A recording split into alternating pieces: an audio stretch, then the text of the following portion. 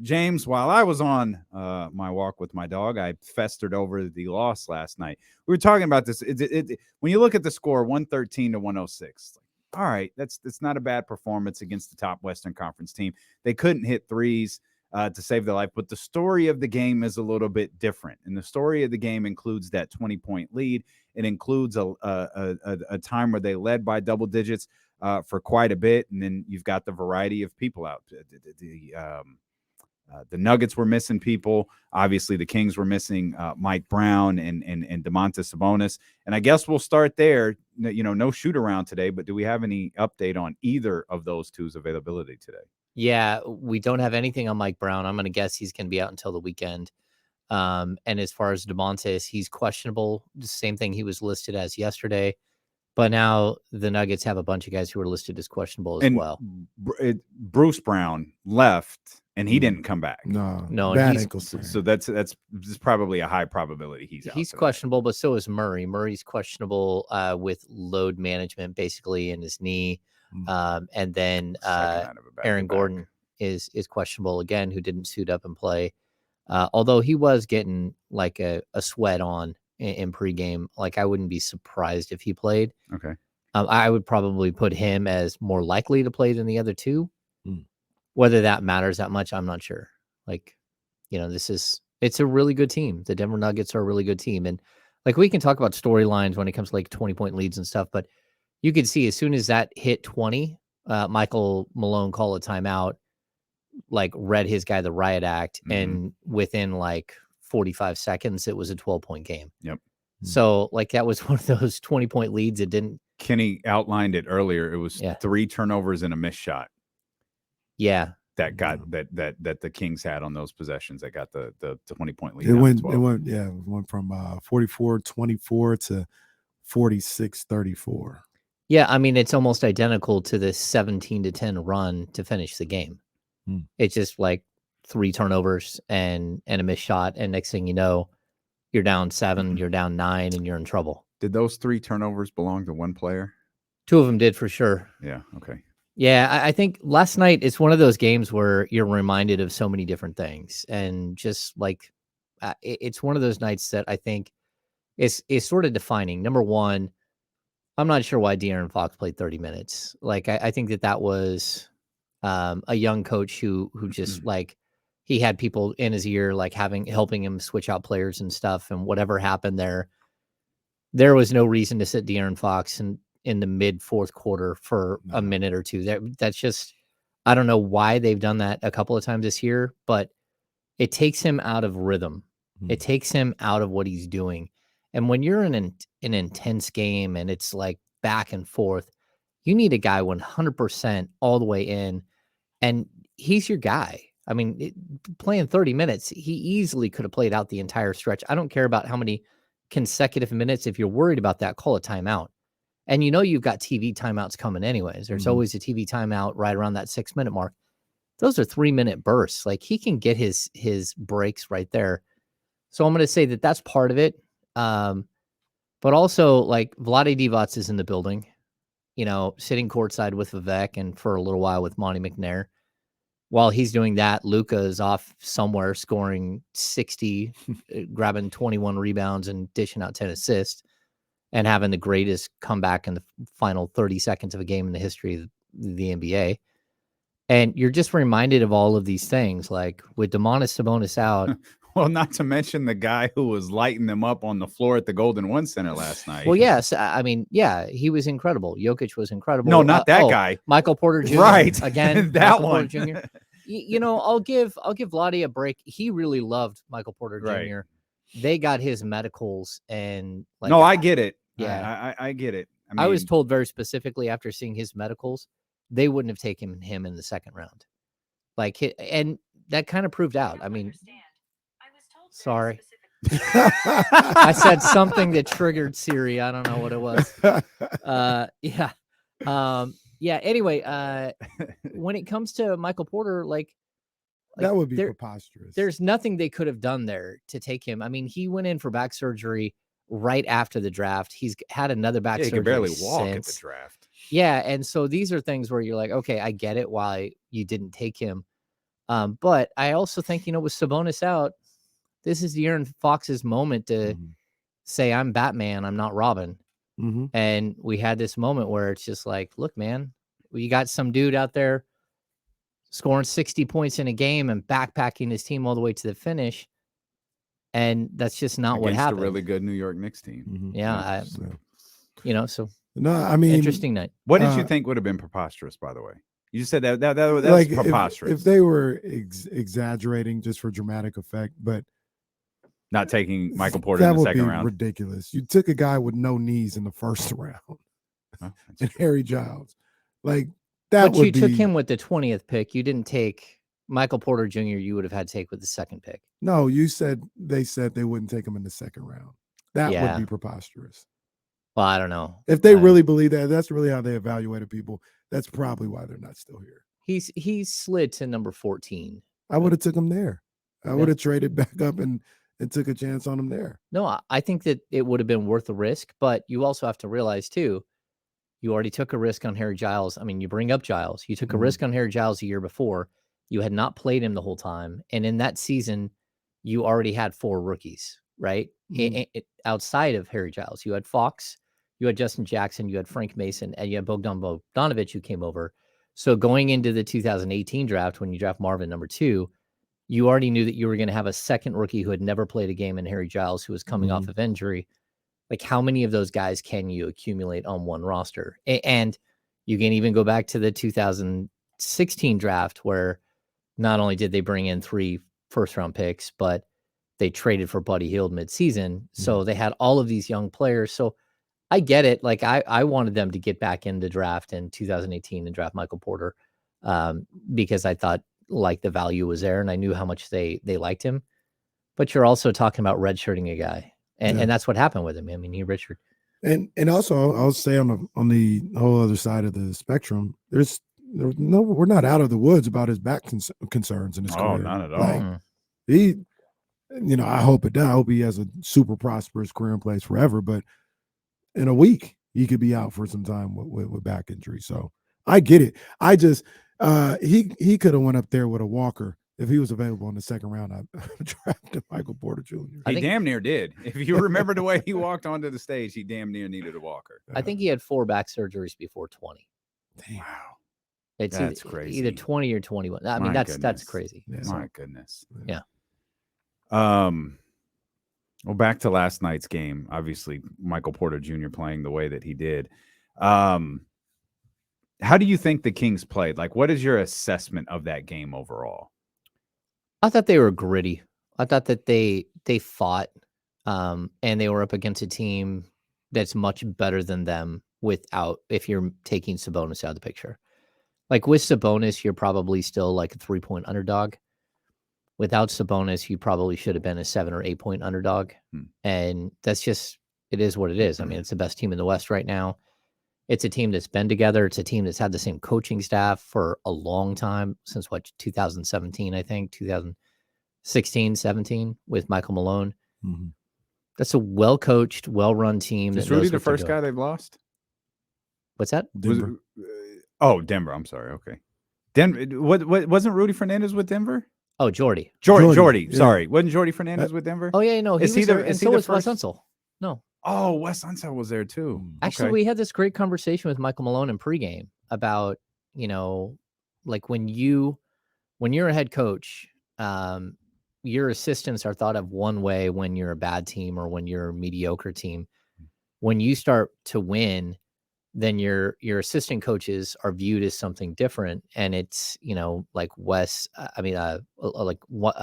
Unseld was totally thought of as just a guy who had been in the league forever and had, he was Wes Unseld's son, he was just kind of in the league. And then all of a sudden you start winning a bunch of games and he's considered the next up and coming coach. Same with Jordy. Like, you start winning, and then he brought up David Adelman and said, like, David Adelman's on my bench. This guy needs a head coaching job. He's that good. And I think it's really interesting because Malone and Mike Brown will both credit Greg Popovich for giving them their start, right? He's kind of the guy who discovered both of them. Of course, Michael Malone is Brendan Malone's son, who is, the orchestrator of the Bad Boys in Detroit. So he had been around the game, but really getting an opportunity. And then Michael Malone was on Mike Brown's staff for 5 years in Cleveland. And then that's when they discovered Jordy.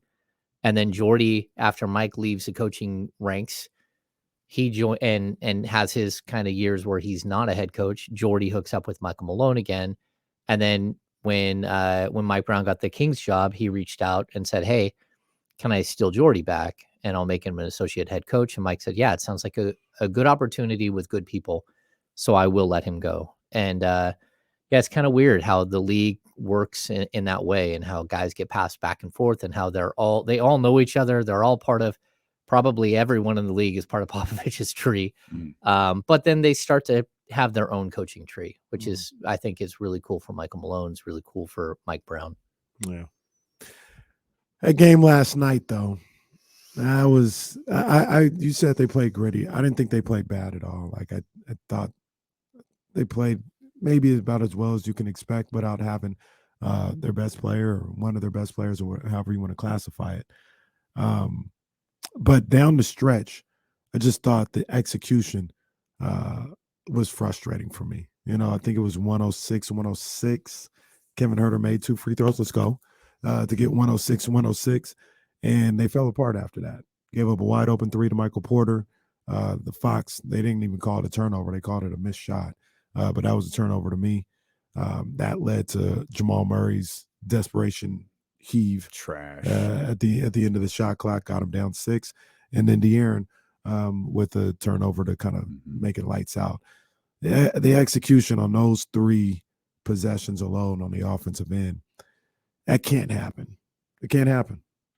Yeah, it was 96-96. 96. Yeah, 96-96, and they finished on a 17-10 run.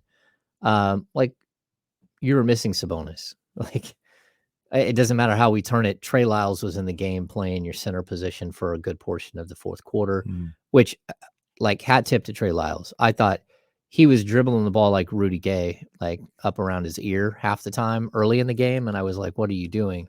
You like really loose handle." But his rebounding was spectacular. He attacked. He knew exactly what his job was to go in that game. And he's a guy that, like, if Sabonis is going to miss a bunch of time, which we don't know, but if he's going to end up stringing along some misses here, Trey Lyles is a smart player, and he's a big guy who can probably handle more 5 minutes than, even at this point, than Chimezie Metu can. He's not the same athlete, but he knows how to play the game. He knows how to pass. He knows how to set screens. He can shoot. He can rebound. And I thought he was tremendous, but that doesn't mean that he's as good as Sabonis. And you get to crunch time, and every game this season, pretty much, that they've been in crunch time, Sabonis is what you're running the ball straight through Sabonis every time. And sure, you're going to have the ball in Fox's hands a bunch, but there's a big difference between Trey Lyles setting a screen or Richaun Holmes setting the screen and Domantas Sabonis setting the screen. There just is. And it's going to take some time to adjust, but the fact is you don't have another Domantas Sabonis, and neither does any other team in the league, but you don't have someone else that can do what he does. And it's going to take some adjustment if he's going to be out any length of time. We'll come back. We'll talk more about Sabonis's availability and what this team might look like without him. I want to ask you about Rashawn's play last night as well. And KC, Mike Brown. I got you. We're going to talk about I Mike. got you. I don't even know what that entails, but KC said, "Tell me Mike Brown," and that's what I just did. So we'll dive into all of this when we return here on Sacramento Sports Leader, ESPN 1320. Oh, man. We got playoff scenarios for this week. Yeah, weird. I got phones starting up. I've got all kinds of chaos going on. Oh, Siri just want to be a part of the conversation. I never ever use Siri. Do you use anything? Do you use Alexa or just nothing? No, I don't do anything. I just let them track all my data inside my house by not saying anything. Yeah. That's good. That's good work.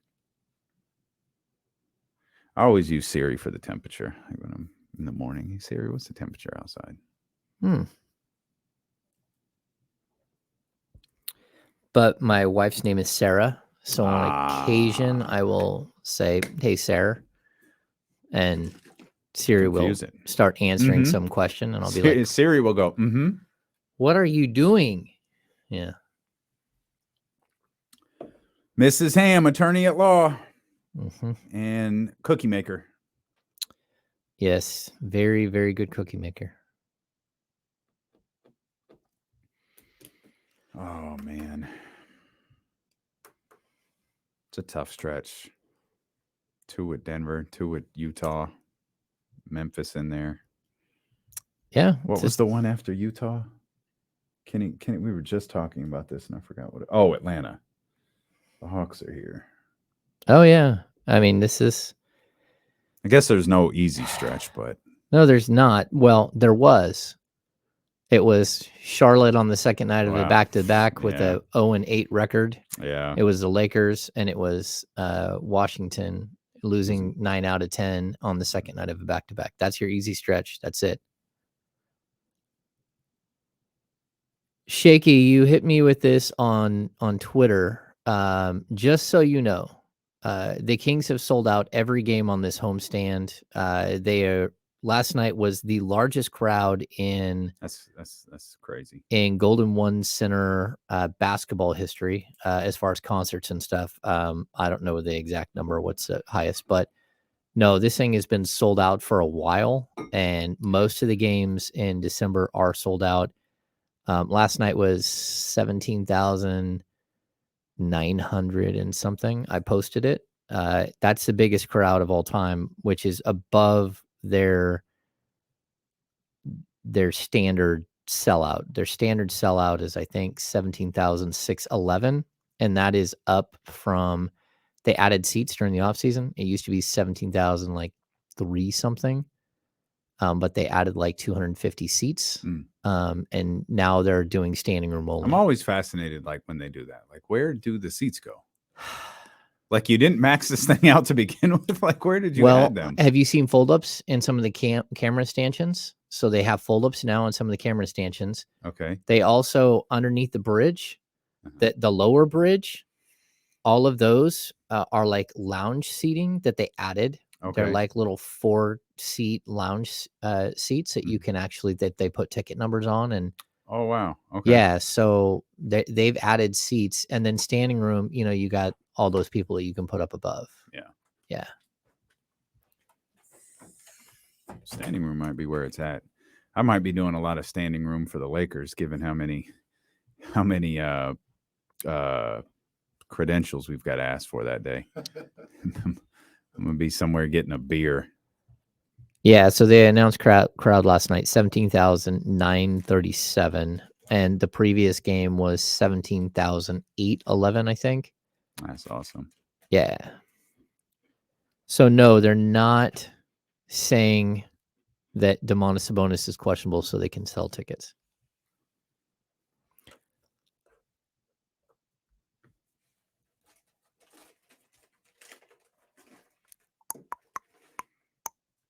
I didn't see that Sacktown, Tony, but God bless Mr. Halliburton fighting the good fight, man. You could do it, Mr. Halliburton. Maybe you'll be the one he'll listen to. I like John. He's a good dude. He is a great guy.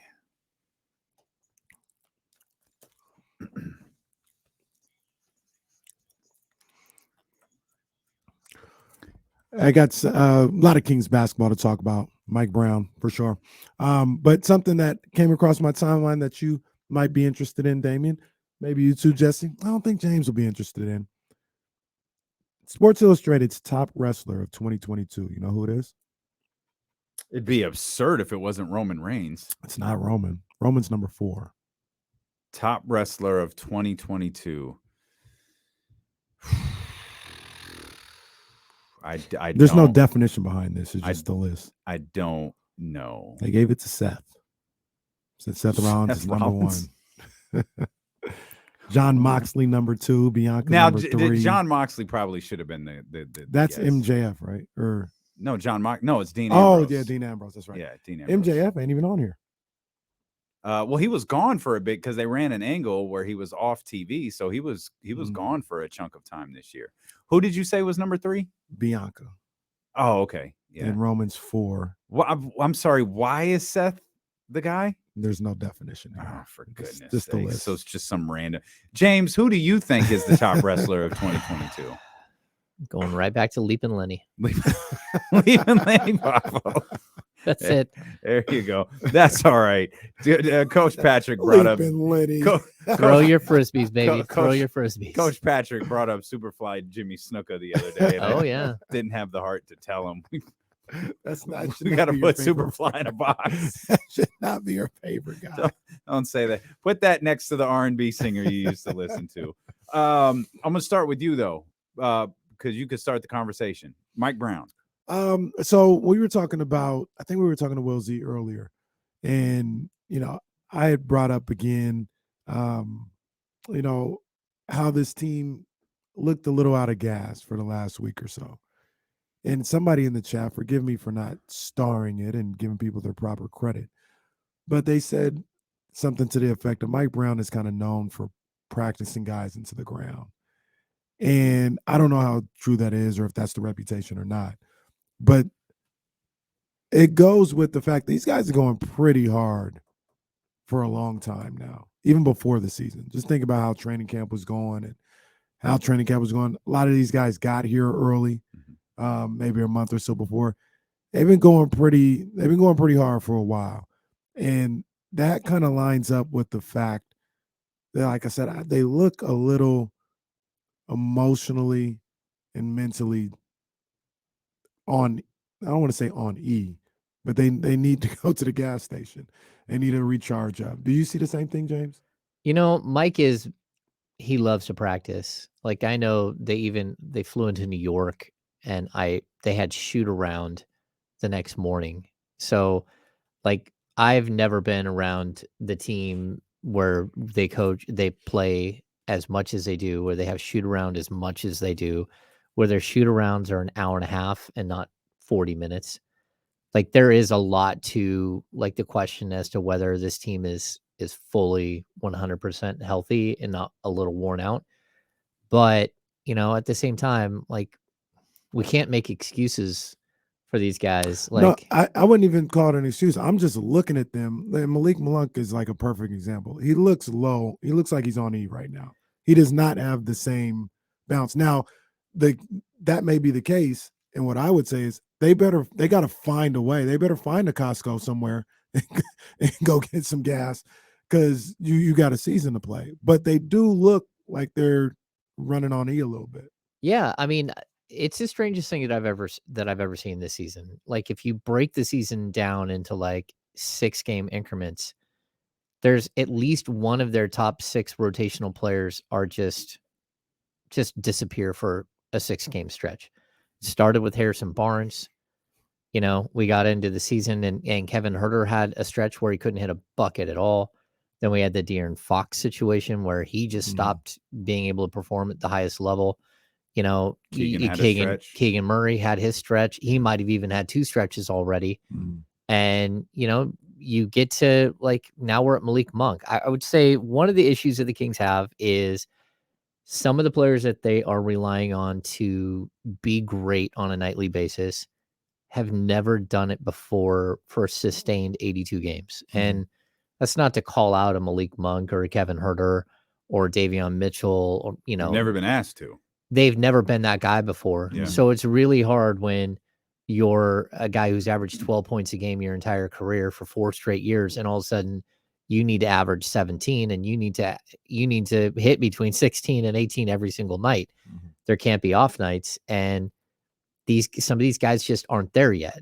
And that's okay, because you hope that year 2 of this team being together, bonding, growing together, that you'll see the improvement in the next year. But we're seeing some of the growing pains of guys who are, second contract guys, but who are young second contract guys who were major role players in their previous stops, and they're being asked to be more of a role player. They're asking to carry more of the load, and some of them aren't able to do it. I mean, Sabonis has been able to come out each and every night and be the guy that you need him to be.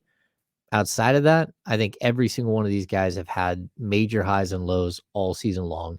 And this is a moment where somebody has to have a major high if Yeah. you're going to get through this without Sabonis. And not to interrupt you, Damien, but when I say, and I think both you guys completely understand this, when I say I think they're out of gas, it's not like they're conditioning, right? Like if you ask any of those guys right now, they'll probably all say, I feel fine.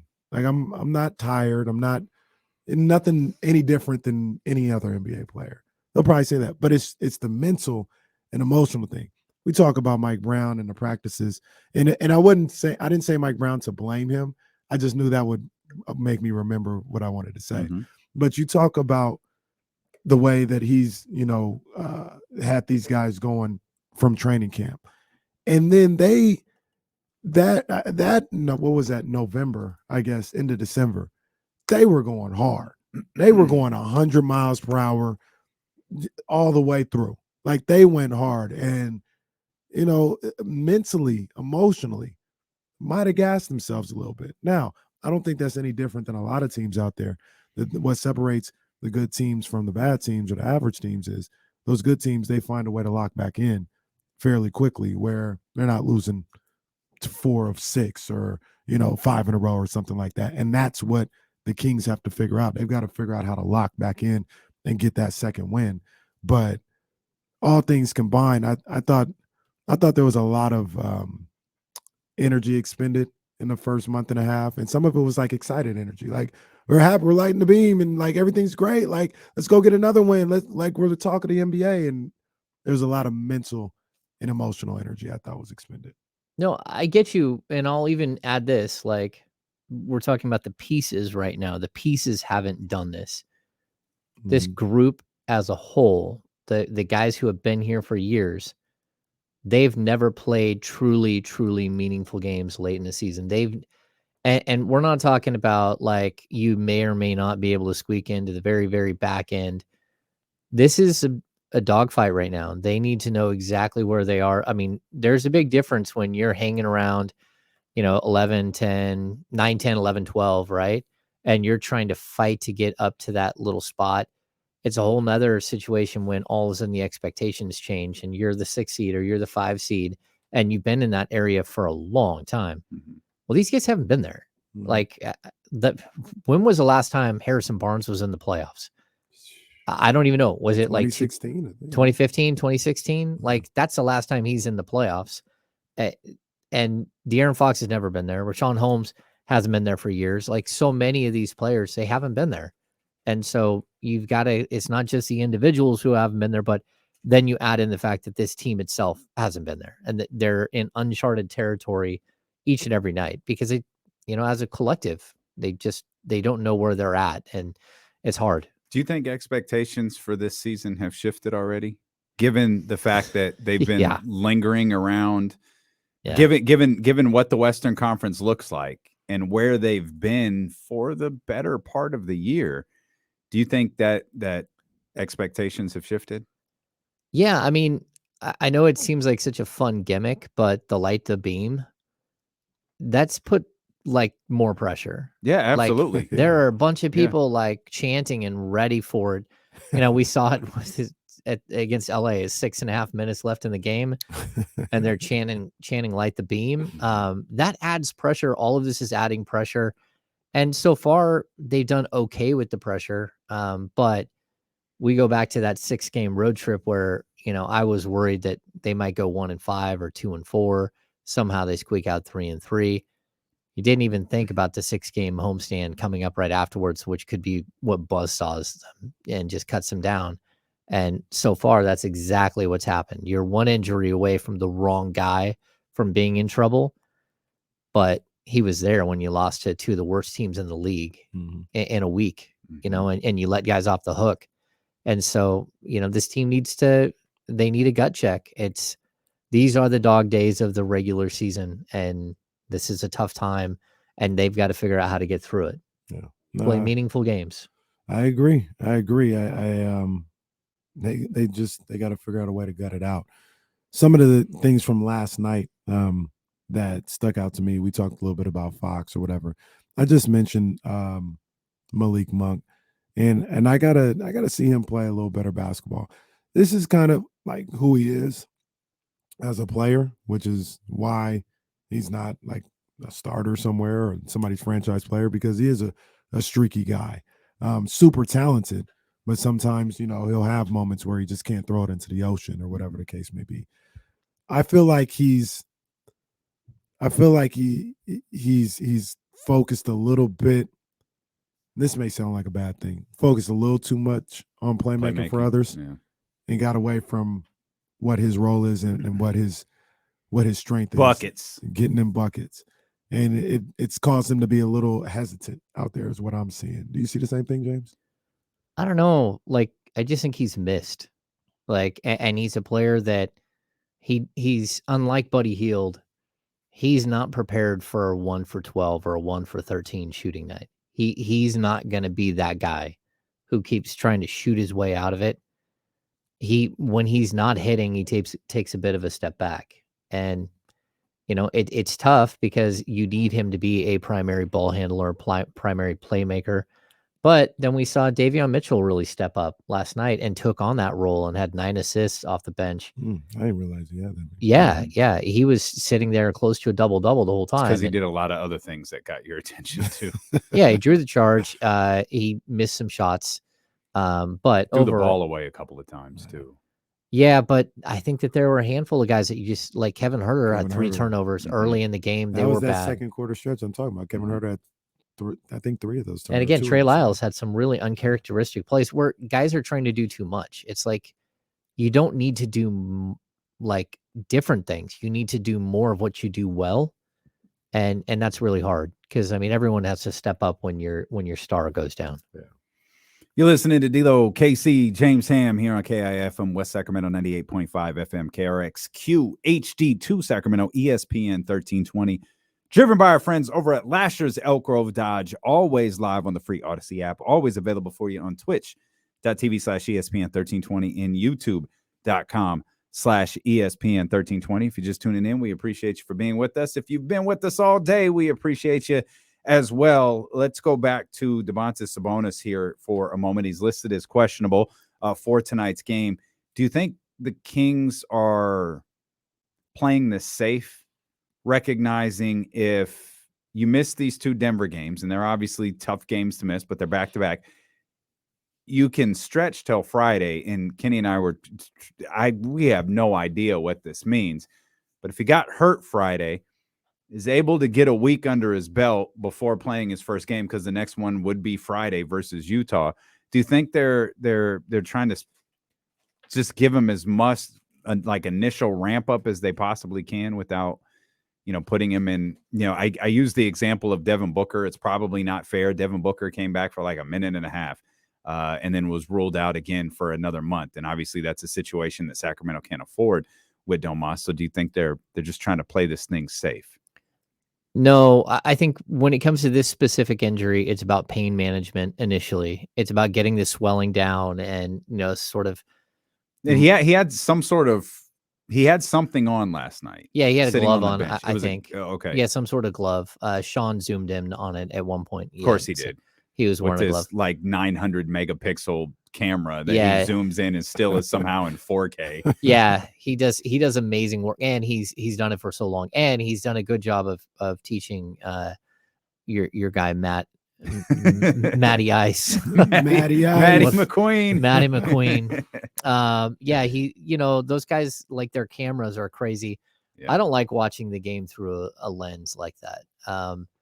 Anyway, it is a unique talent. Like that. Like I've looked at some of Matt's clip. Like, obviously Sean is tremendous. Looked at some of Matt's clips. Like, they're really on top of it with those cameras, which. Yeah, and we're like 80 yards away. Yeah, we're not close. Yeah, no, and then from the bench, a long way away. My iPhone can't do that. It can't do it. Those no, not at all. Yeah, but when it comes to Sabonis, like, look, everything that I heard was that he wants to get back on the court as soon as possible. The Kings want him back on the court as soon as possible.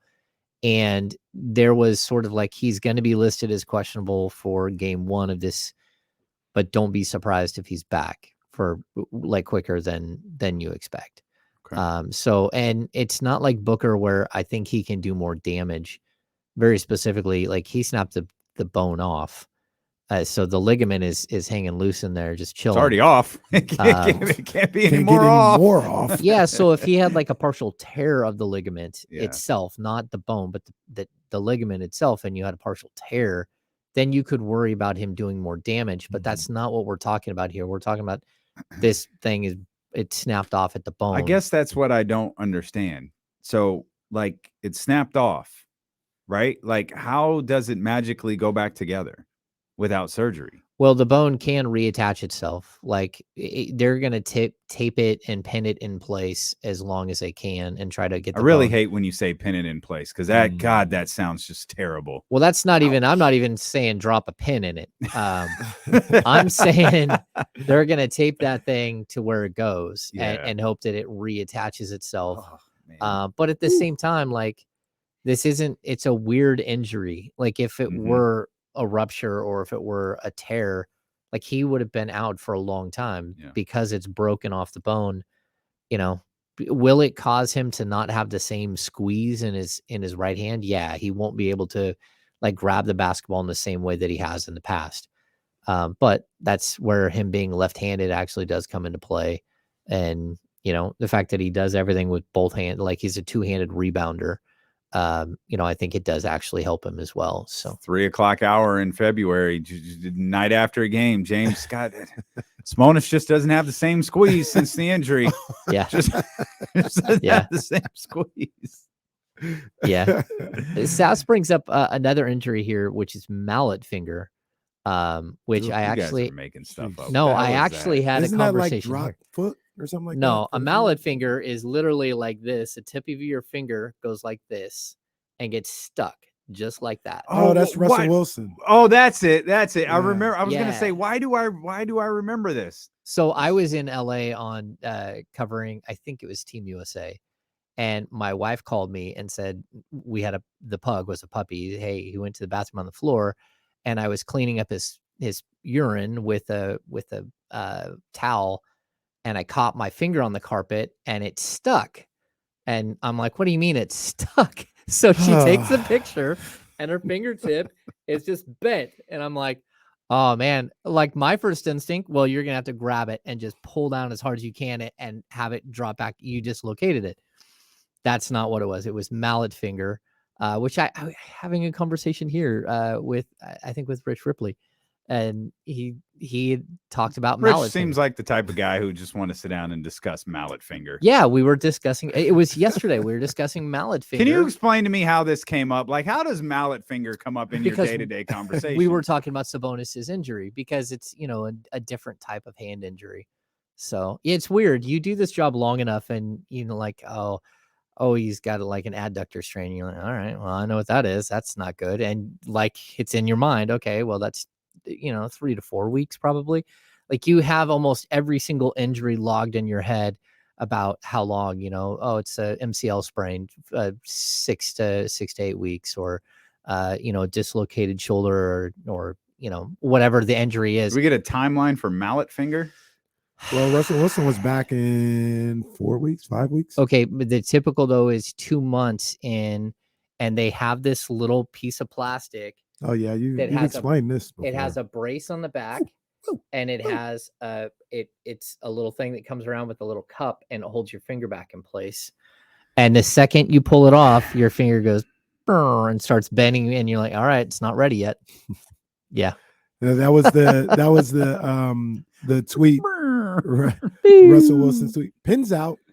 That's right. Oh. See now, that's right. If you're an NFL player, they're gonna go in and they're gonna set that thing. They are gonna put a pin in it, but those pins, like they can like remove those very quickly. Yeah. Well, tell me how Mark Davis can see an out of bounds play from 30 feet away. How about that? The injury talk gets me every time. There were some late calls in that game. There really were. Really yeah, late. On both sides. Those whistles, yeah. And I don't necessarily think they were wrong, but they were late. You're like, what are you doing? Like, you all well, stood like down Kenny there. said, the call, the Rashawn Holmes call wasn't wrong. It was just, how the hell did you see it? Yeah, the guy standing 4 feet said it's out on Denver. It's Sacramento's ball. And you come walking in from over where Jordy Fernandez Mark is Davis was sitting next to damn James Ham. I thought there and make were the call. 2 or 3 times where they looked up and got the ruling off the scoreboard.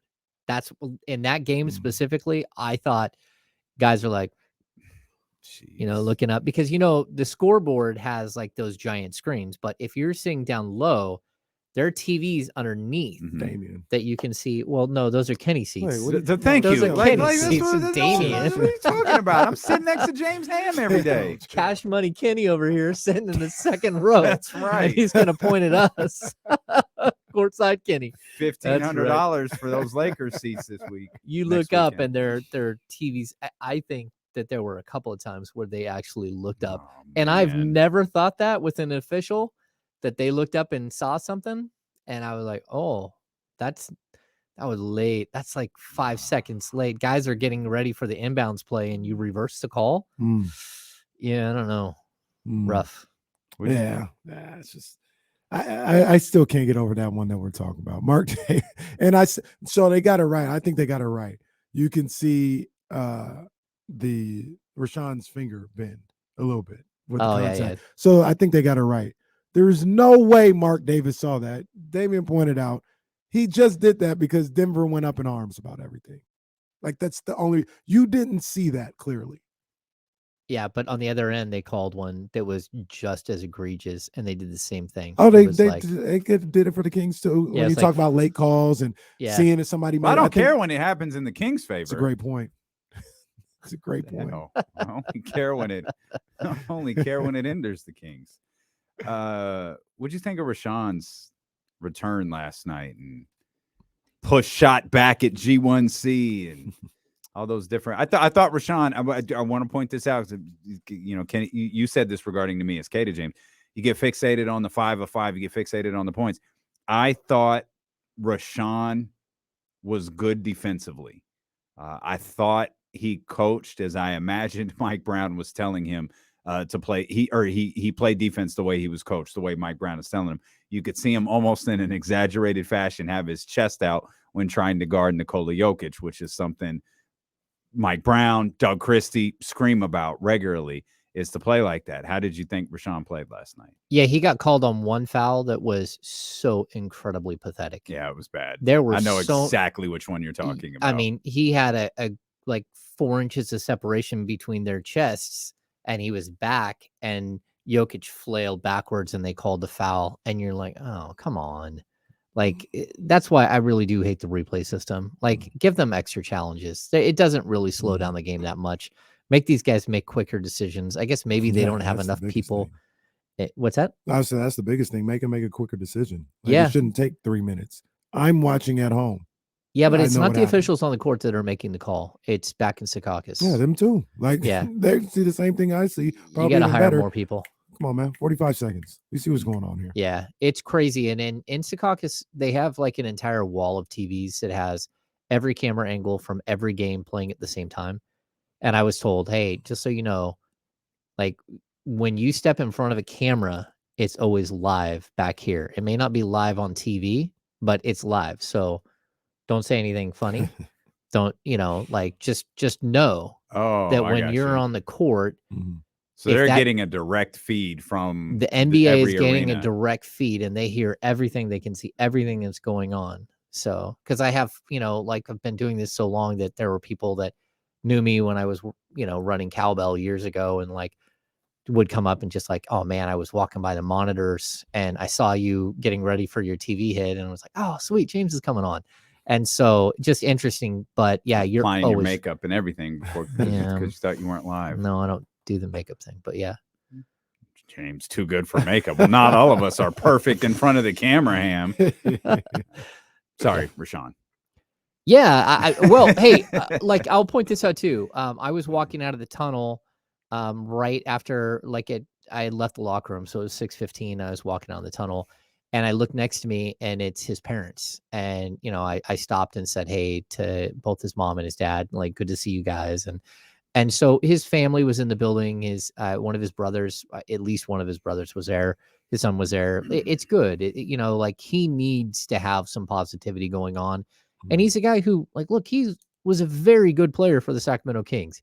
If he can get right, he could be one of the answers for this team.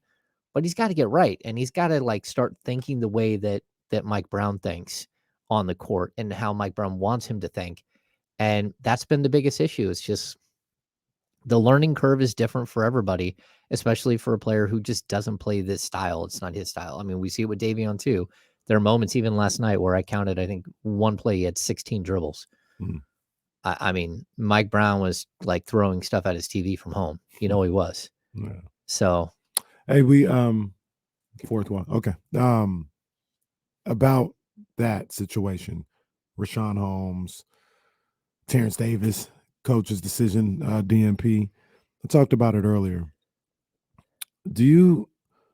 Is it unusual, the rotations or the lack of consistency for maybe the back end of the rotation for playing? Like Terrence Davis plays 30 minutes one game and then doesn't play for 2 straight games, or Rashawn, the whole thing with the backup centers where Metu was getting playing and he hasn't played in I don't know how many games, and Rashawn Holmes getting is that normal across the NBA, or is this a little unique to the way the coaching staff is handling the rotations right now? no, it's very normal. Like I remember my first head coach was Paul Westphal, and we sat down and we talked about this because guys were going from starting lineup to not playing for 5 games, and he said like, look, just because a guy is losing his job as a starter doesn't mean he's going to lose. He's going to just bump the guy that's behind him, and we're going to put someone else in. He's like, plus a lot of times the guy that you have on the bench is playing really well in his role, and you don't want to move him up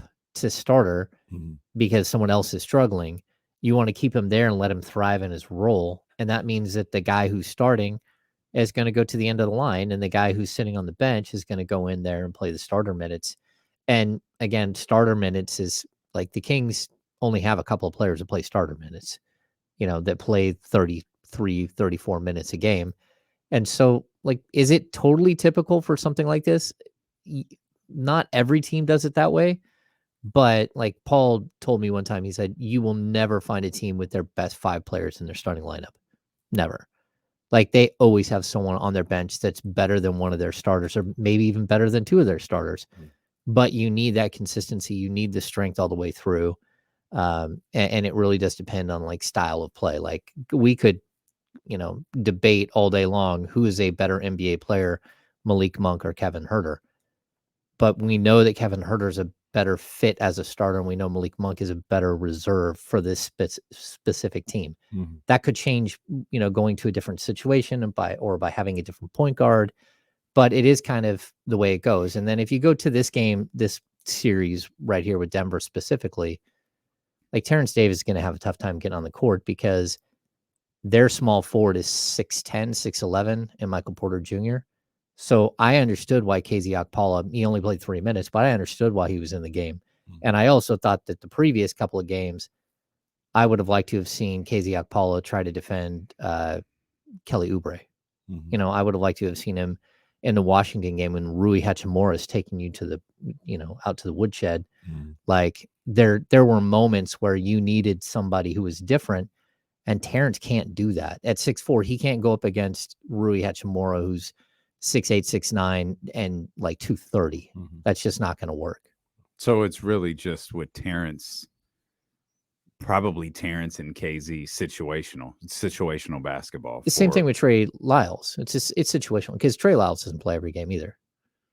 Like there was a stretch where he didn't play like 2 or 3 games. Yeah, and it's very specific that they're all lumped into that 8.5, 9. That's probably different for Trey now, right? Because Sabonis is out. Like you need. Yeah, while he's out, yeah. We're going to see any game Sabonis is out. We're probably going to see Trey Lyles. Well, yeah, but you could even say, like, look, Alex Len could, if Sabonis doesn't play tonight, Alex Len could start again tonight and probably would start again. But who's next up on the docket? And would Alex Len be a good start against that team? Alex Len could not play at all. Sure. And so you're really going to have to play one game to the next on what you're doing. And it's that whole back end of the rotation. So it doesn't matter if a guy's starting or not. They're still like in the same spot in the rotation. They're still the back end of the rotation. And so, it's going to change from one night to the next. And it's after you get past Davion Mitchell and Malik Monk, that's your top 7 guys. So your 8, 9, and sometimes 10th guy are going to be rotating. And Mike Brown's talked about it quite a few times. Alex, the right call? Yeah. I mean, Okay. that last time I mean, he gave up 2 points to that monster in the first half. Mm-hmm. And I thought he just wasn't, that Jokic wasn't being aggressive. And he started to get him a little bit there in the third. But I also thought there were some horrible foul calls early in the third that kind of, took the wind out of Alex Lynn's sails. And then you went to someone different. And then it was a mad scramble with a young coach. It felt like Denver said something to the officials, because when Alex Lynn picked up those fouls, I feel like Rashawn got called for a couple pretty quickly too. Mm-hmm. And it was like, oh, so we came at a halftime where officials were like, hey, the 2-time MVP is getting pushed around down there. Can you guys keep an eye on it? I'm sure they said it much nicer. And all the while, he can drop the shoulder from hell right in the chest of Alex Lynn, and nothing happens. Like, what the hell was that? How was that not an offensive foul? That guy sells it too, man. He's, he is so good, but he sells it. I mean, he like sneaky near triple-double, right? Every game. Mm-hmm. Oh yeah, like every game he does that. Yeah. I mean, it's not a 60-21-10 triple-double, but they're pretty freaking impressive triple-doubles that he drops. Yeah. He's still I looked like 2 days ago. He's number 1 in win shares.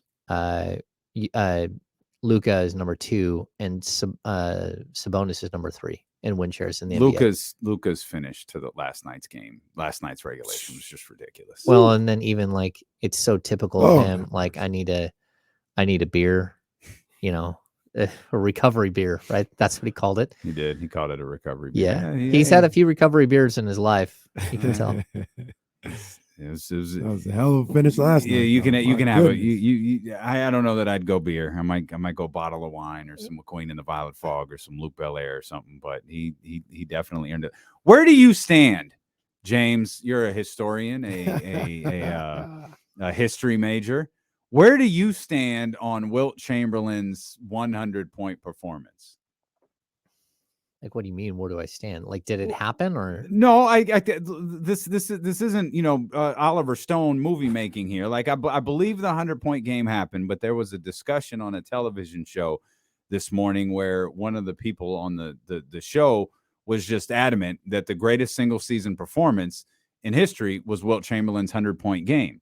And my argument is, how the hell do you know? There's no video of it. Apparently, there's audio of a fourth quarter. There's a singular picture of him holding it up. Red Auerbach trashed it. Bill Russell was like, ha, ha, ha, ha. He finally did it. All of this, it appears to be, the more that we've dug into this during the show, that this 100-point game from Wilt Chamberlain is absolute nonsense. Oh, and anyone who frames it as one of the great single season performances or regular season performances in history is goofy, because they didn't see it. Hear this guy? Unless you can find somebody who was there at the game, I need it explained to me. This whole thing is just silly. The whole thing surrounding this Wilt Chamberlain 100-point game is silly. It's ridiculous. Yeah, I mean, look, if he scored 100, he scored 100. It is what it is. You can't take it away from him. I'm not trying to take it away from him. I'm just saying it's not the greatest single game performance of all time. Yeah, I mean, without seeing it, like, no. Exactly. Yeah. Nobody's seen it. So Yeah. anybody who makes that claim is hot taking too hard. There's people who have seen it. Are they alive? Maybe not. What year? Okay, then no. Then nobody has seen it. Nobody having this discussion has There's seen historical documents saying we were there. The NBA's trash. Nobody cares about it. But yeah, it happened. And no one, and none of those people are here to talk about it. All those people got their tickets for free. Wait a minute.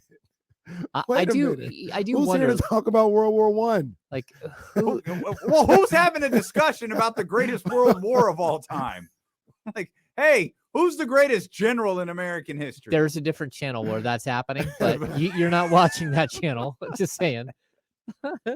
It's not the one with the wrestlers on it. It's a different one. I love that you said wrestlers. Wrestlers. Yeah. Like, look, if you're going to go back and look at games like that, it's really, really hard, because half the guys he's playing against are just, like, by today's 5'11". standards. Yeah, 5'11". Red Auerbach said he's playing against nobodies. Yeah, and what's he officiating like? And well, like, Wilt there's a drops lot 60 more on to their it. head every time they play. Yeah, there's a lot more to it. Like, but if you put Jordan in their era, how would he fare? If you put Jordan in this era, how would he fare? Like, you're always going to look at these guys in different ways, and I think Wilt would have been a transcendent player regardless of what era he was in. And so, you can look at that particular game through like a lens if you want to, but at the same time, like, he would have been dominant in any era, and Bill Russell would have been incredible in any era. Bill Russell would fit with Mike Brown's Kings. Yeah. Stretch the floor a little bit. Big guy who can move. Yeah. Athletic. Yeah. As Charles likes to say, athletic. Mm-hmm. Yeah. You're terrible. Yeah, man. Hey, Wilt Chamberlain, 100-point game. It's the greatest single game of all time. You don't even mean that. Look at this. I do. Wipe that stupid look off your face. You don't even mean that. How is it not? The man You scored don't 100. mean that. So did Lisa Leslie and Cheryl Miller. That's not in the NBA. Okay. You don't even mean what you're saying. And That's that why was you got against that Jordan High half-ass School. grin on your face. You don't mean that. No, it is. No. Now, it's not the greatest I've seen because I haven't seen it. Nobody has. That's the point. No one has seen it. No one living has seen this. It still happens. I can see a video of Dr. King talking about he had a dream, but I can't see a video of Wilt Chamberlain score 100 They said points. the NBA was trash. Well, They we know. did. Well, we know why they didn't cover the NBA. We do. They know told why. it. They told us all. They told us in that little article why they Yeah, didn't cover the NBA. it's very clear why they didn't cover the NBA. But it's A little too dark in those arenas. I haven't seen it. That was for Philly too. Philly won. Man, can you imagine a sports league was too dark for Philadelphia? God Almighty! They said at the time that Chamberlain scored that the NBA wasn't even considered a major sport yet. Because what they say, nobody wants to see these giants stuff a ball into a basket. That's so we've established two things. Three, Red Auerbach is a piece of crap. Two, Wilt Chamberlain's 100-point performance is whatever. And Jesse, we're knocking off at least 11 titles from the Boston Celtics. Weren't those aren't even real titles according to. Well, if Kenny can give the 49ers all of those titles, that's right. Well, you can just take. That's right. You can I just didn't take give his them. away. The That's Niners right. are 5-time Super Bowl champions. I'm saying they should be 10. And the Celtics are a solid 8, not 7, 8, 7. Those banners all count the same. We're keeping them. All right, They all count the same. All right. I don't know, man. I don't know. Wasn't even a major sport. No. So I can't, for some reason, I can't bring myself to close this page. I encourage everybody, when you have time before tonight's game start, search Wilt Chamberlain's 100-point game and just go to the Wikipedia page. Because of the Wikipedia page is where we found all those newspaper quotes. I only read a couple of them. There's a lot more in there that you can go back and read. I'm about to check it out, man, because I need to know You're more going to feel about like this I game. did. Yeah, you're going to feel, because it's the only way we find out. This might as well be World War I. They have pictures. No, they have a picture. No, they have a couple pictures. Allegedly. People rushing the floor congratulating them. It's allegedly. That might have been a different game. That might have been when he averaged. Hey, you just secured 48.5 minutes per game. Wilt is the little fibber because he's like, yeah, they stopped the game with 45 seconds just because they rushed the court. And then people were like, no, we have audio of them finishing the game. I got a picture here. He rushed the court. There's 3 white people standing next to him, patting him on the ass. There's 3 people. Let's talk about rush the court. There's 3 people right there. Well, they finished the game too. Wilt said they didn't. Oh wait, finish here's the another game. picture. Woo! Oh man, I gotta stop. I gotta stop looking at this stuff. That's a hell of a picture right there. But NBA audience, was this game in Utah? I don't know. We'll come back. I'm going to try to get James Ham to stay because I feel like he's going to throw something at me. So we'll come back. We've looked back at last night's game. Let's look ahead to tonight's. The Kings and the Nuggets again tonight. We'll talk about it with James Ham when we return here on Sacramento Sports Leader, ESPN 1320. Yeah. I'm telling you, the more we look at it, Wilt Chamberlain is Hulk Hogan. That's No, facts. we'll be lying. We'll, We'll be flat out lying. This is, oh man, that is a hell of an NBA crowd congratulating Wilt Chamberlain.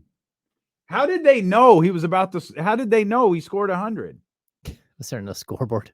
That's it, right?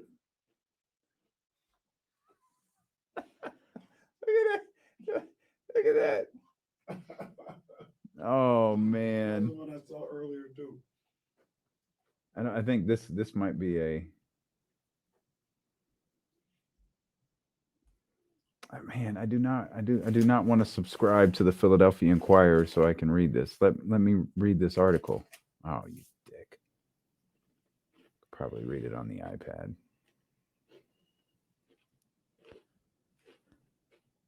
I'm absolutely stuck on this. I thought 100 sounded better than 102. Did the PA announcer go, Wilt Chamberlain has 98 points right now? Probably not. Wilt Chamberlain has 98 points. Yeah, that's what One day it's gonna come out that he scored like 96 or something like that. The box score at the time was field goals made, free throws shot and made, fouls, and points. That's what the box score was. What a boring game. I wouldn't watch that either.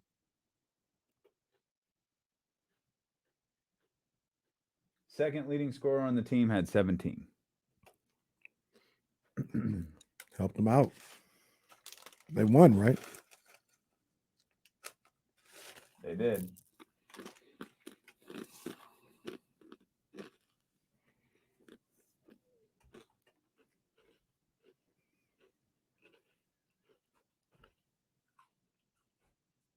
I'm just stuck on this. This is just amazing stuff.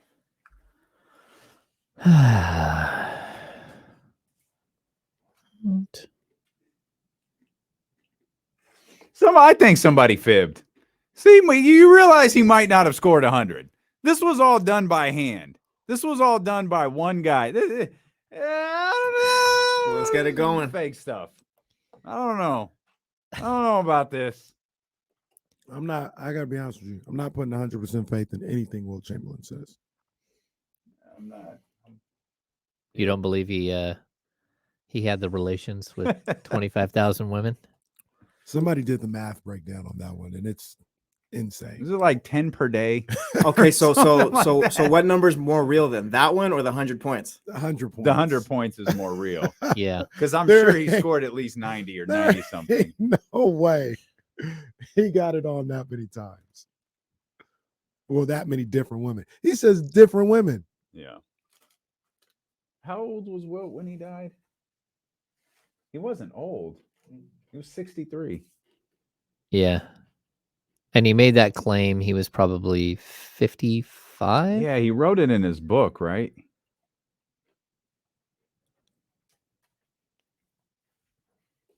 I gotta go back and read on there. Wilt is an interesting dude. Like his He story, definitely is. there's a lot of things going on there.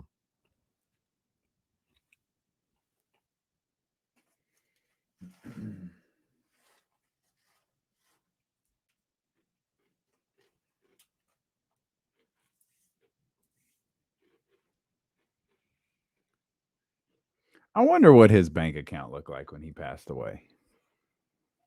Because he didn't make a ton of money playing basketball, but he did other things. He was an actor. He lived in Bel Air, so Wasn't he? he wasn't starving. Was it Ice Pirates he was in? Sam Tuzak. He was in wasn't he in a Bruce Lee movie too? Oh no, that was Kareem. Yeah. And Kareem did Airplane too, right? Yeah, that's right. Because that's the scene from Winning Time. Oh, he was in Conan. That's was what about it to was. say- That's what it was. I was Yeah, gonna say, yeah. wasn't it? I don't think Conan is that, but wasn't he like in a Roman? Yeah, movie or something? that's what it was. It was Conan. Because that's the picture of Wilt, Arnold, Yeah, with Arnold. and Andre the Giant. Mm. Where Andre the Giant- Giant is I was about to like say, is he close to Wilt at all? not even close. Not even close. Yeah, Conan the Destroyer.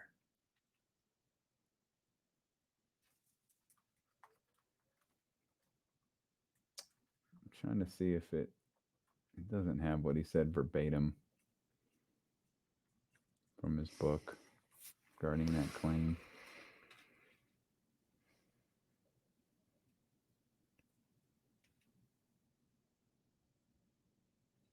Andre's a little closer than I thought. Yeah, What was Wilt? 7-1? 7-1. 7-1. I mean, they said Andre was 7-4, so Yeah. that's not true. But Andre he looked was about 6'10". huge. Yeah, I mean, What did they say? Like in that 30, well, it wasn't 30 for 30, but that Andre really was. I don't know if they addressed that because I remember talking to Jason, the director, about it, and he was like, we couldn't like exactly pinpoint it, but we don't think he was 7 feet. I thought,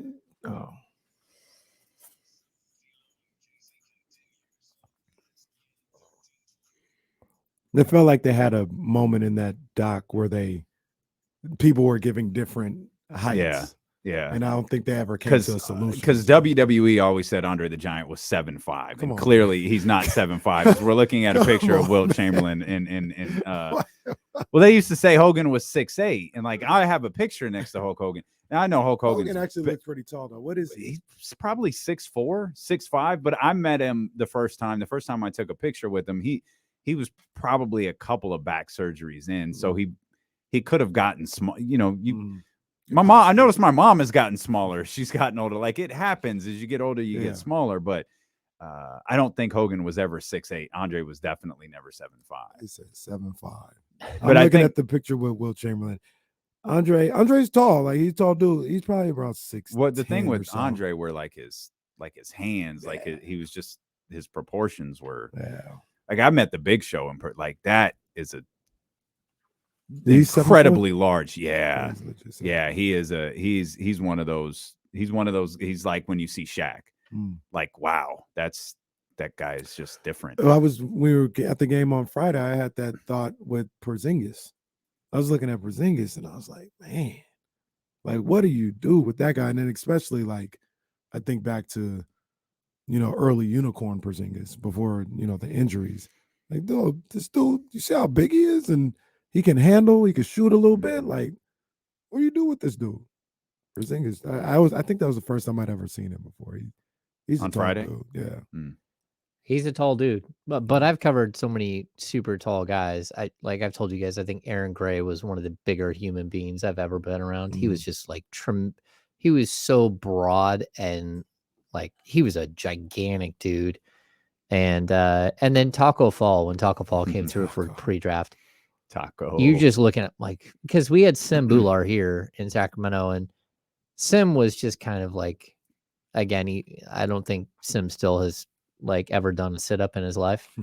Like he doesn't have like a core at all. So he's just kind of this just the coreless center. Gigantic dude. But like Taco Fall is, I mean, he's like this wide. I mean, he's a huge man. Taco Fall absolutely looks like a professional wrestler. Because he could do He's it. got a He'd be the name next for it. Almost Omos. tag team partner. Yeah. Yeah, he's got the name for it for sure. So Taco. Yeah, Taco works. Celtics legend, Taco Fall, Taco by the way.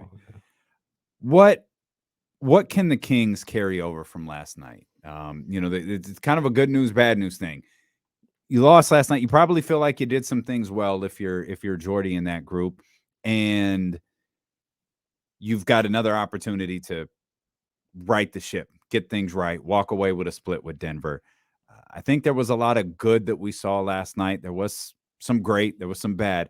What can Jordy take away? What can that group take away from last night's game to kind of build on tonight?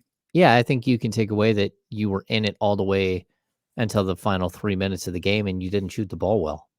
They didn't pass the ball well. They finished with 19 assists. Yeah, it was bad. Like that offense did not work the way it was supposed to work. And I think defensively they were better than, you really thought. But I also thought, they talked about it. Jordy talked about in pregame that we're going to run, we're going to do what we do. And that's not what I saw at all. Like that team, they did not run.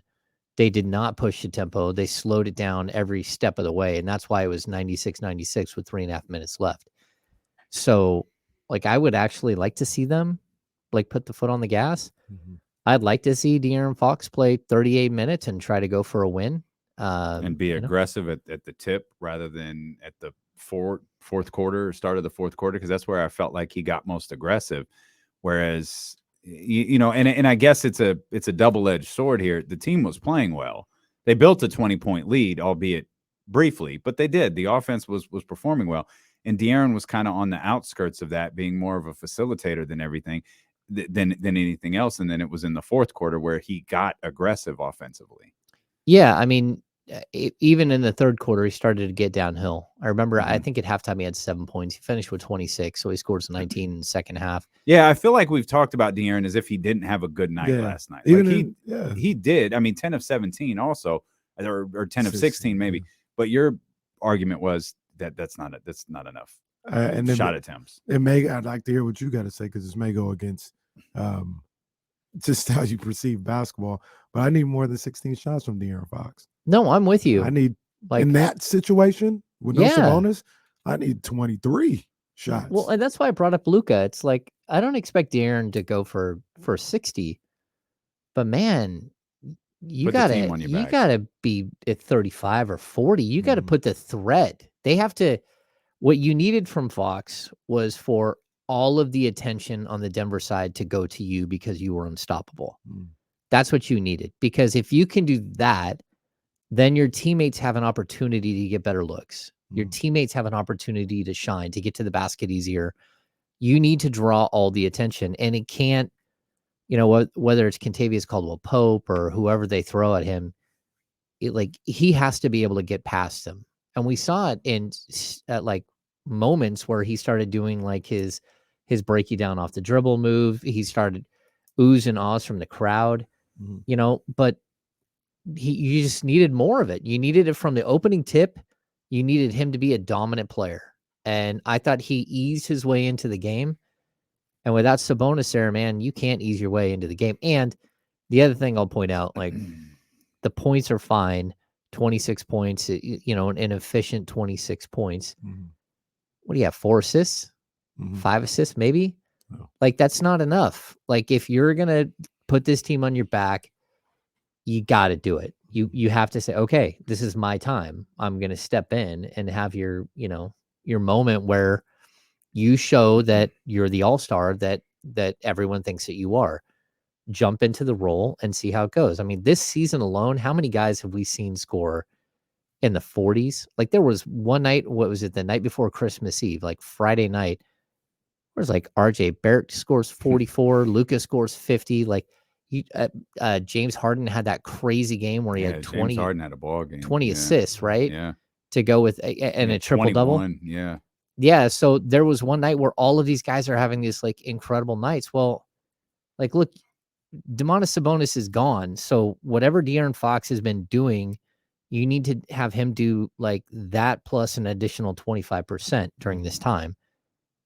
You basically got De'Aaron the entire season, 26 and 4, 26 and 5. Got to be more, Yeah.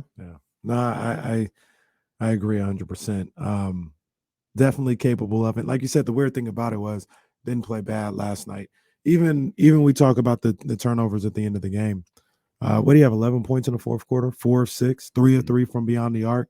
Like he was playing well. It was just, those couple plays. And, like I said, probably want to see more aggression in that fourth quarter out of him.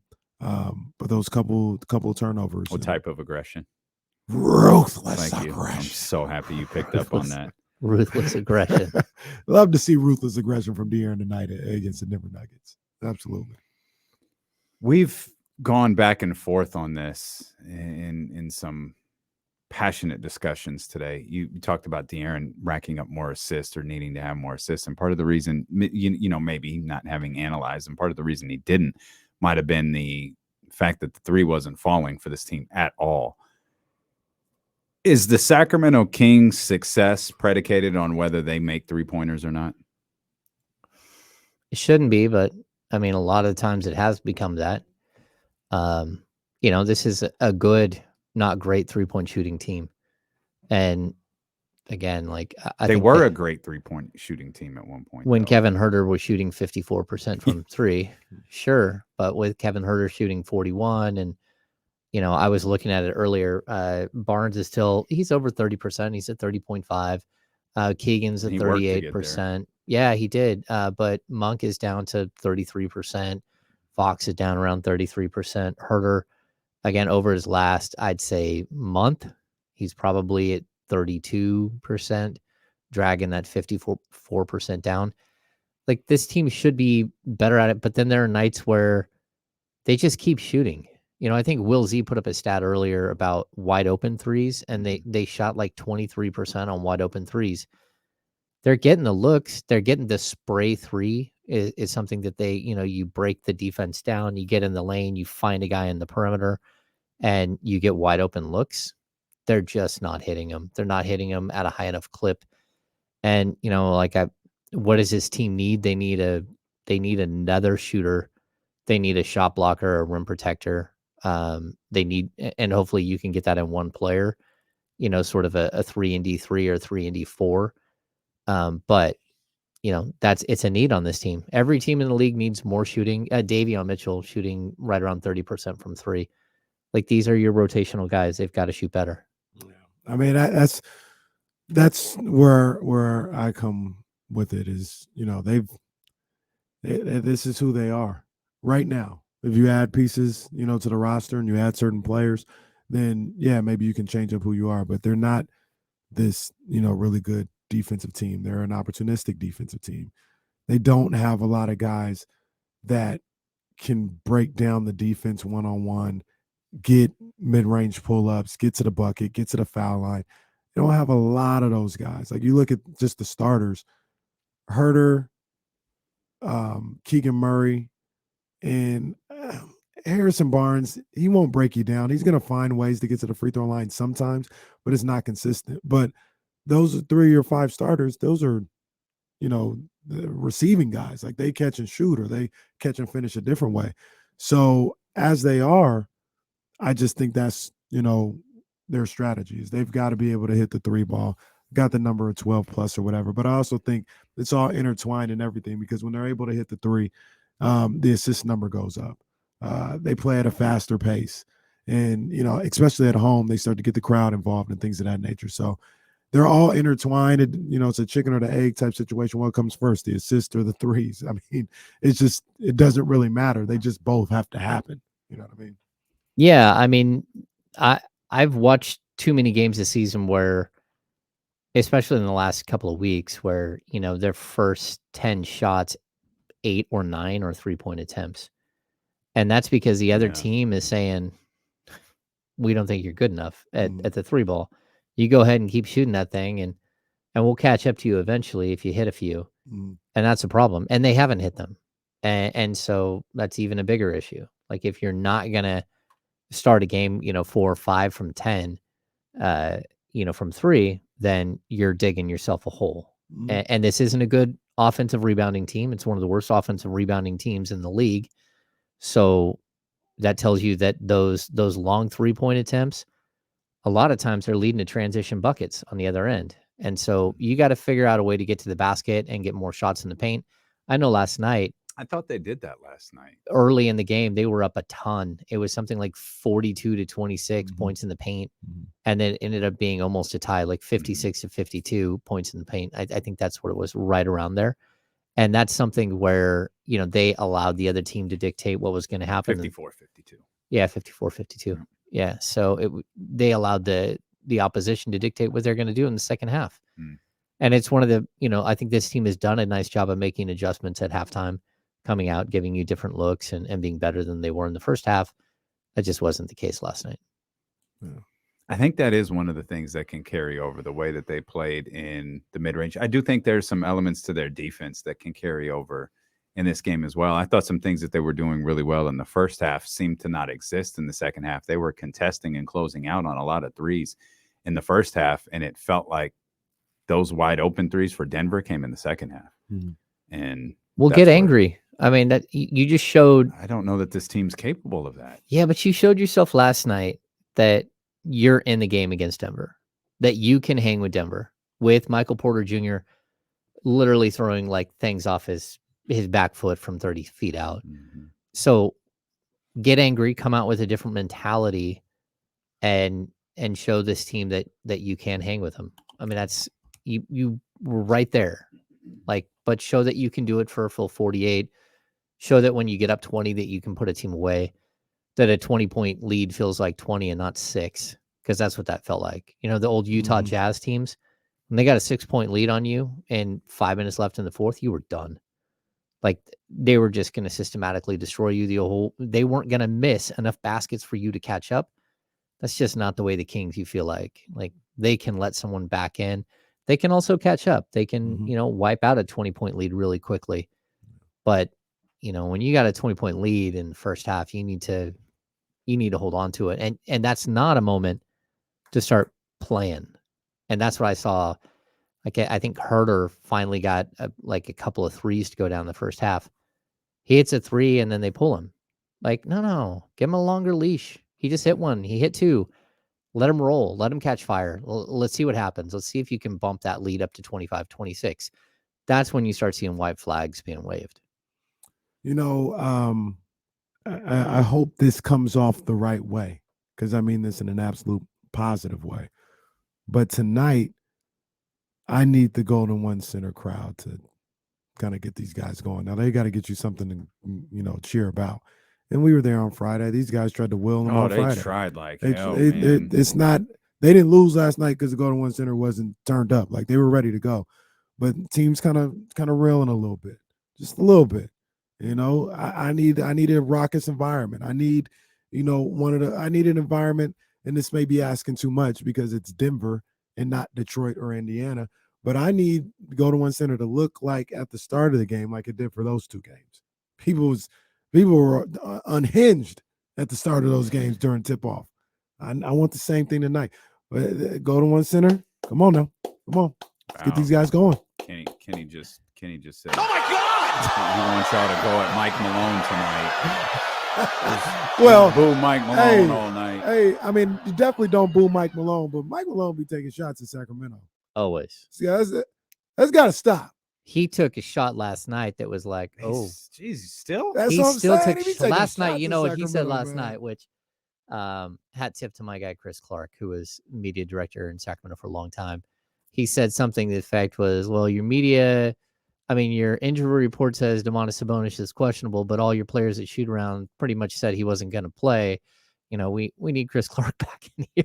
Damn. To clear things. Oh, hey, man, Mike been taking shots for a minute, and I like Mike, but I don't like that. He takes a lot of shots. But that ain't got nothing to do with. That's what I'm saying. He's always taking shots. Every time he's ever come through after he was let go, he's taken massive shots at the team. A lot of times, like he goes a little wild, and I've seen him. I've seen him. I've seen it, and I've seen it for over the years, man. And I'm just saying, like, I like Mike, and I understand they got rid of you unjustly, and I'd be salty about that too. But I'm on the other side right now. I don't like that. I'm just telling you, I don't like that, Mike. You got to chill. I'll say this too. Like I said this a couple of 2 weeks ago. If you want to catch a game, this is becoming the hottest ticket in town. Even though they're losing a couple of games right now, like I've been working all day to get my son tickets for tonight's game. We just landed him tickets right here at the last minute. But like the ticket guys there, I mean, these are sellouts. They're legitimate sellouts. It's a legitimate packed house. Again, the biggest crowd ever in Golden One Center for a basketball game last night. Like, get your tickets as early as possible if you want to catch games. And a big shout out to my guy, Michael Payton, who came through, one of the Kings guys, the Kings head ticket guys over there. Big ups, Michael. Wow, y'all got ticket guys, man. It must be nice if you're like regular people. All 90 of the Barlings were at the game on Friday. If you're regular people like me, reunion, and you'd like to get tickets for Saturday's game when Trista's here, Kyle Matson confirmed. Okay. Olivia's going to be here. Get them now, and you can pay 5 times as much as you will for tonight's game. That's how it be. Yeah. So games are sold out. There's tickets available for the Laker ones. Price tag is a smidge bit higher. Anyone confident they win tonight? No, I'm not confident they win tonight. I don't know. I don't know. So I'm not saying they're losing. Like a lot of people, oh, we're gonna lose tonight. I don't know about that. I'm just not confident they'll win tonight. I think it's a coin flip. Yeah, I don't know. I don't know. If I knew where the soundbite was, I'd hit it because I just I don't know. I don't know if I don't know either. I don't know because are we getting another efficient 20-point performance from Jokic and not a 37-point performance from Jokic? At the same time, what are we getting from Jamal Murray? We don't even know if Jamal Murray is playing tonight. Bruce Brown being out, that's for the entire. If he's out, that's a big. That matters a lot. That matters to Jamal Murray. If he's out, that matters a ton. He had some big shots. And last are night. you going to get another night from Michael Porter like you did last night? Is Smith gonna be in there? Oh God, he's back to haunt the Kings Yeah, again. that's why I saw him last night. I said, my God, that's it. Ish Smith. He threw in 6 rows deep. He did. Oh my God, he was terrible last night. It was terrible. He almost killed him. Mama, I think I killed a man. He threw that ball so far into the crowd. The Lion had to go like resuscitate somebody. That was not a good one. Man. No, Yeah. that's